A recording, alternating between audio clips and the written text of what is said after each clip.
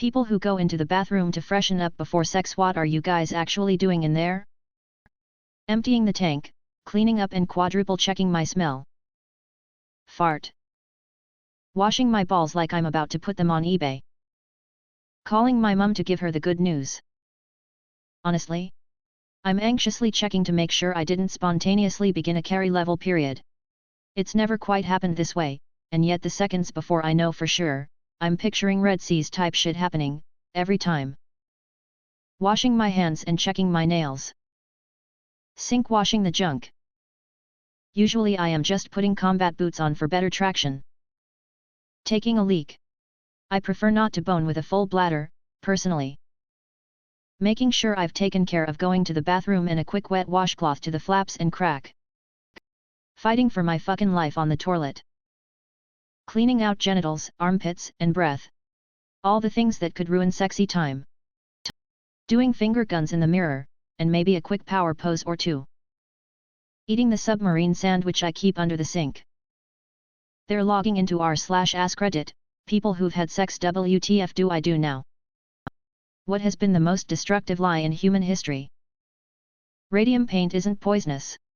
Thousands of watch dial workers in the US used to apply radium brushes on their tongues to paint numbers on watch dials, and almost all of these workers were women.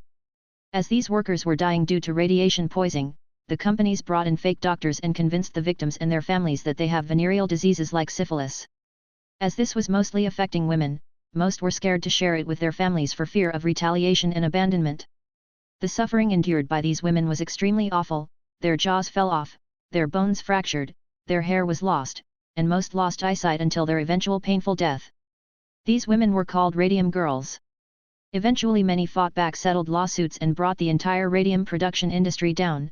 Unfortunately, many innocent women lost their lives before this evil industry was brought down. Source: Thomas Midgley and General Motors lying that exposure to tetraethyl lead is harmless. Tetraethyl lead was a gasoline additive present in all gasoline sold in the US until it was banned in the 70s. Almost every child growing up from 1920 to 1970 had lead poisoning to some degree. Entire generations grew up with their minds being poisoned, unable to reach their potentials because of him. Not to mention the secondary effects, lead exposure is associated with criminal behaviors.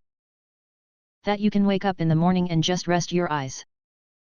Sugar isn't the problem, it's fats. Let's make everything fat-free and just triple the sugar content. Cigarette smoking is no more addictive than coffee, tea, or Twinkies. James W. Johnston. A specific historical example: in 1843, a man called Hong Xiaoquan claimed to be the younger brother of Jesus. This led to him starting the Taiping Rebellion, which caused the deaths of between 20 million and 70 million people. Then again, he probably believed it, so it might not count as a lie. The 1964 Surgeon General's report concluded that smoking cigarettes causes death and disease. However, in a 1971 television interview, the president of Philip Morris denied the health risks that pregnant women and their babies face, saying that it's true that babies born from women who smoke are smaller, but they are just as healthy as the babies born to women who do not smoke. Some women would prefer to have smaller babies. I won't invade Czechoslovakia. Nestle the baby killer scandal. They deliberately lied to mothers in developing countries to sell their baby formula, telling them that their own milk was nutritionally insufficient and their babies would be unhealthy if they continued to breastfeed them. The result of this marketing campaign was approximately 66,000 infant mortalities. Source: OxyContin isn't addictive. Plastic is easily recyclable so long as the public does their duty to sort it and bring it to its designated waste area. The lead in this gasoline is perfectly safe. I'll do it tomorrow. Fat is the source of all evil while sugar is just fine. Yet it's just a wooden horse, haha. What's a sequel is better than the original? Ken Griffey Jr. Street Fighter 2. Yes, there's a Street Fighter 1. The Good, the Bad and the Ugly. Uncharted 2. Road Warrior. Shook One's PT2. Star Trek 2, The Wrath of Khan. Song 2 Blur. Age of Empires 2. Titanfall 2. Rescuers Down Under. U.S. Constitution Articles of Confederation. Assassin's Creed 2. My wife.